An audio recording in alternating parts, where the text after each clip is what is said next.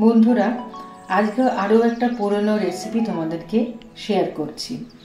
এটা ঠাকুর বাড়ির রান্না। ঠাকুর বাড়িতে এভাবেই এই রান্নাটি করতো। এই রান্নাটির নাম বিট বাটা।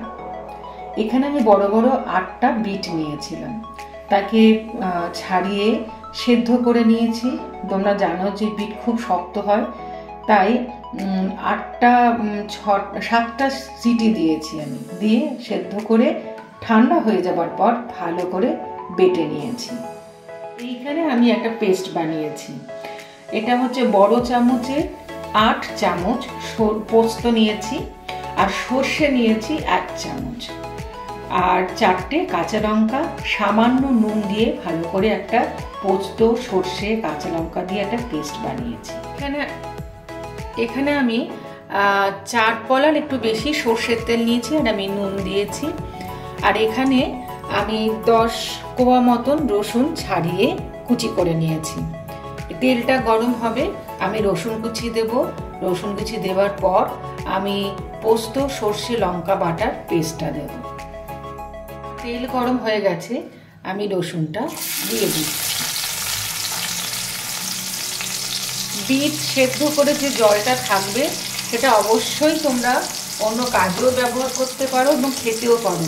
বিট কিন্তু ভীষণ উপকারী।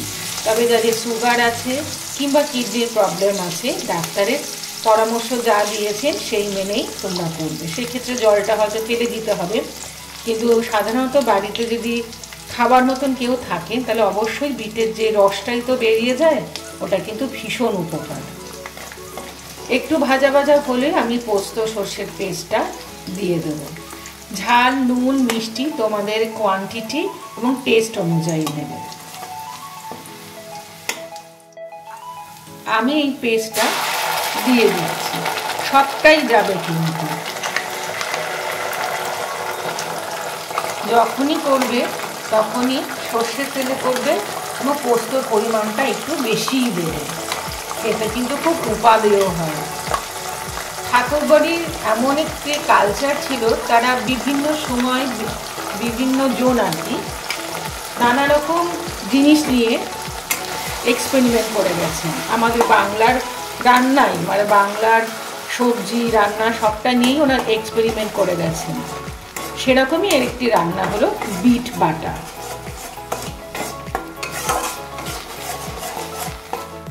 মশলাটা কিছুক্ষণ, ধরো 2-3 মিনিট একটু ভাজা ভাজা হলে, বেশিক্ষণ ভেজে না পুড়ে যাবে, টেস্টটাও নষ্ট হয়ে যাবে। আমি এই পুরো বিট বাটাটাই দিয়ে দিচ্ছি।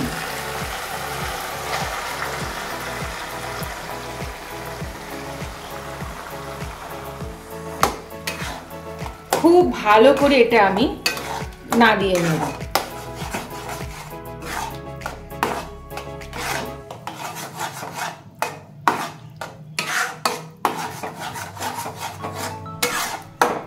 করতে বেশিক্ষণ সময় লাগে না।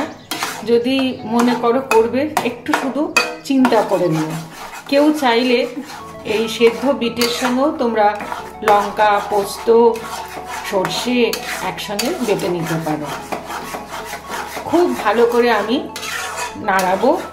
এর মধ্যে যেটুকু জল আছে সেটুকু যাতে মানে একটু থকথকে হবে আর কি, বাটা তো বুঝতেই পারছো।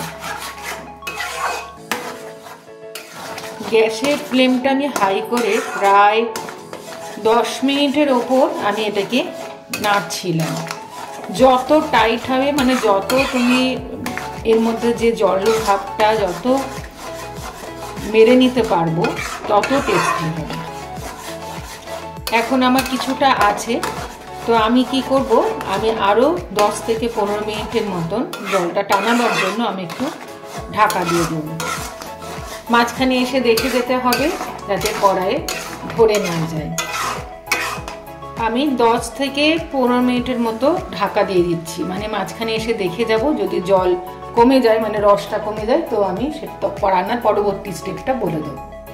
15 মিনিট হয়ে গেছে, মাঝখানে আমি এসে দেখে গেছি আমরা মোটামুটি এই রকমের কড়াই থেকে ছেড়ে যাচ্ছে, মানে রান্নাটা প্রায় শেষের দিকে।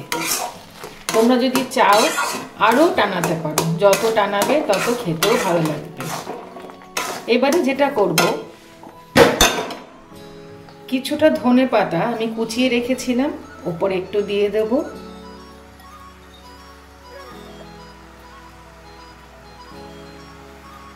আর কাঁচা সর্ষের তেল ওপর থেকে দিয়ে দেব।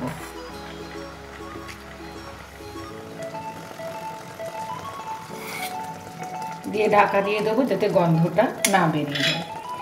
তোমরা অবশ্যই বলো তোমাদের এই রেসিপিতে কেমন লেগেছে। তৈরি হয়ে গেছে আমার বিট বাটার। তৈরি হয়ে গেছে বিট বাটার।